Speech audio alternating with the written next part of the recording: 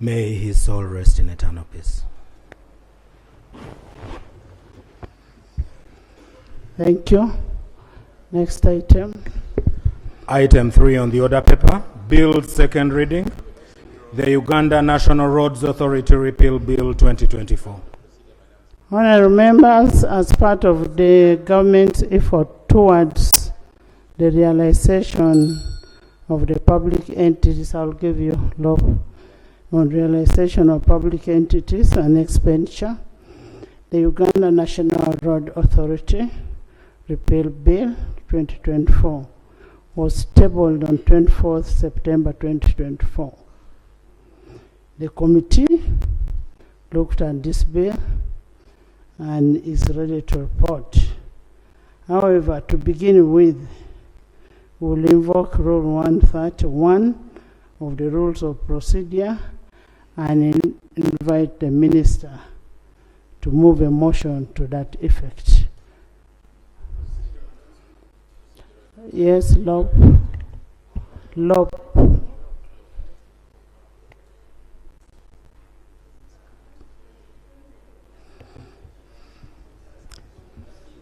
Thank you, Right Honourable Speaker.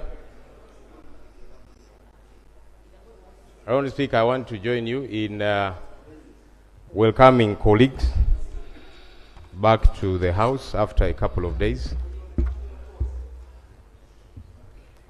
Honourable Speaker, when we last met here, there were a couple of occurrences that... Honourable members, can we maintain silence? When somebody is speaking, please maintain silence. And remember, this is a law speaking, and you're making noise.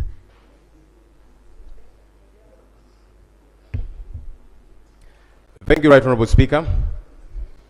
Right Honourable Speaker, as I was saying, when we last met here, there were some occurrences that I want to draw your attention to, especially in regard to the law. This is the legislature which makes laws, and it's important that even as we make laws, first and foremost, we observe the laws of the land. I want to firstly draw your attention to Rule 94 of our Rules of Procedure, which provides for declaration of personal interest in any matter before the House. That's the first law I'm quoting. I'm going to quote about 2 or 3. Right Honourable Speaker, as we were handling the coffee bill, as it has come to be known, and there was a dispute, eventually we led to division. Honourable Law, we have not reached coffee bill. We are handling, you will raise that when we are on coffee bill. Let's handle the road fund, UNRA. We handle the rest, then we go to the coffee. When it reaches coffee, whoever has a conflict of interest must declare. Thank you for your guidance, Right Honourable Speaker. The reason I'm raising this matter now is because it will help us procedurally, because you're going to guide. It will help us procedurally with all the business we are going to handle in this House. Right Honourable Speaker, the order paper that I have looked at has got a couple of issues. And one of those is the coffee bill. And again, like I'm saying, let me raise the matter. You're going to rule, Right Honourable Speaker. So as I was saying, Rule 94 of our Rules of Procedure provides for declaration of interest. What we saw, Right Honourable Speaker, on the national broadcaster and elsewhere were remarks made by yourself, Right Honourable Speaker, showing that you seemed to have a particular interest in the coffee bill. You were exchanging words with, having a chat with the government chief whip, and you asked him if he does have the numbers. Right Honourable Speaker, that was to show that you had interest in this matter. I am on procedure. Honorable Speaker. There's an order. Madam Speaker, our rules, and he's a lawyer, procedure takes precedence to point of order. So let me raise my point of procedure, which you're going to rule on. The Honorable Fox Odoi is a lawyer in town. I want to believe he has taken time to read the rules. Can you bring your procedure matter? And that's what I was raising before I was rudely interrupted by a fellow lawyer who I expect to know the rules and to even guide other members. Honorable Speaker, the matter of conflict of interest is a very critical one. As far as I am concerned, based on that, your conduct, right, Honorable Speaker, I think you have an interest in this matter, and maybe you should have declared that interest and perhaps even recused yourself, excuse yourself from that matter, Honorable Speaker. The second and final issue that I'm raising is from our Constitution. Article 21 of our Constitution talks about equality and freedom from discrimination. And I want to quote 21(2). Without prejudice to clause 1 of this article, a person shall not be discriminated against on the ground of sex, race, color, ethnic origin, tribe, birth, creed or religion, social or economic standing, political opinion or disability.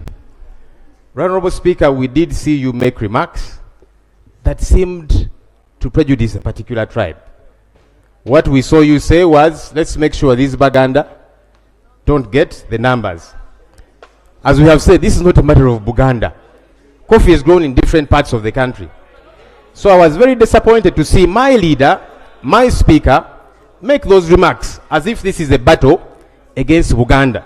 And maybe government needs to clarify in bringing this bill, are you targeting Buganda and Baganda? I don't know.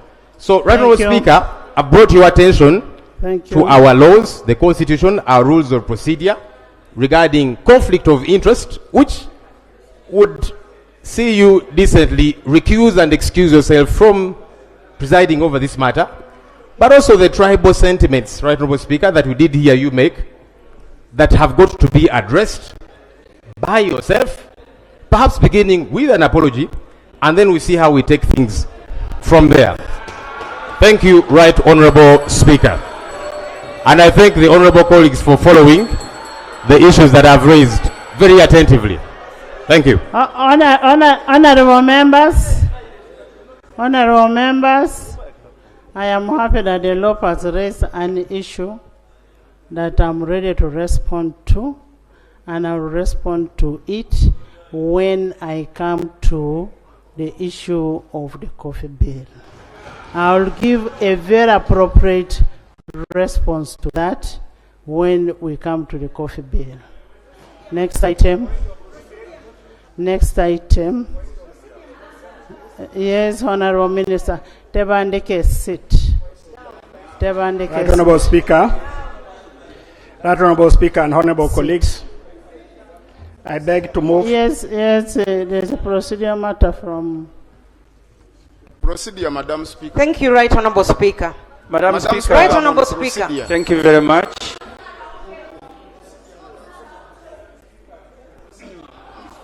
Yes. I am raising a matter of privilege.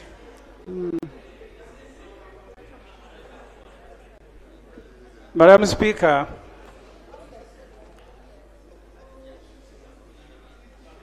I have been here for a while now.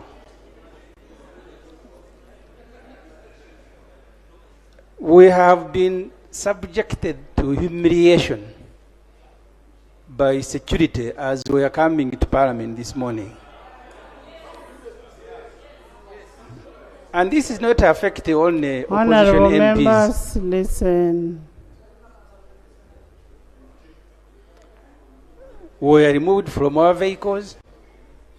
We are being stopped from parking. There are ununiformed security personnel in Parliament who are more than the 530 MPs.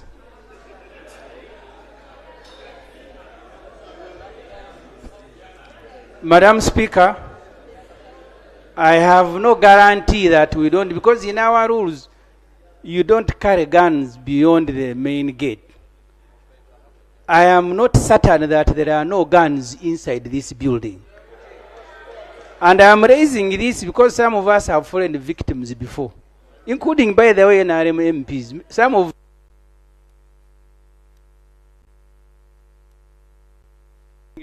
this, Madam Speaker, point of privilege is for you to subject everybody and we empty the building to make sure, because Parliament must be an atmosphere of free debate.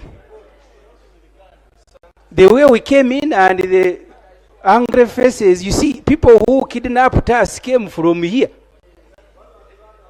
We need to inspect all these rooms surrounding the chambers to be sure that an atmosphere, free atmosphere for us to have a debate exists. Madam Speaker, that's the point I wanted to raise. Honorable members, we must be mindful that we also have Iyala sitting in the same building. When we came in, personally I was subjected to a check, and I am not immune to anything. I mean, for the safety of the members of Parliament, I don't have any problem with that. Honorable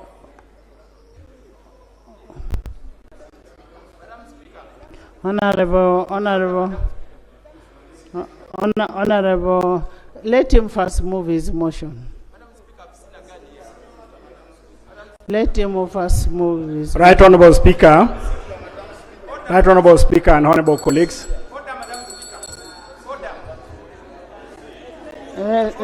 I beg to move that the bill entitled Uganda National Roads Authority Repeal Bill 2024 be read for the second time. I beg to move. Seconded.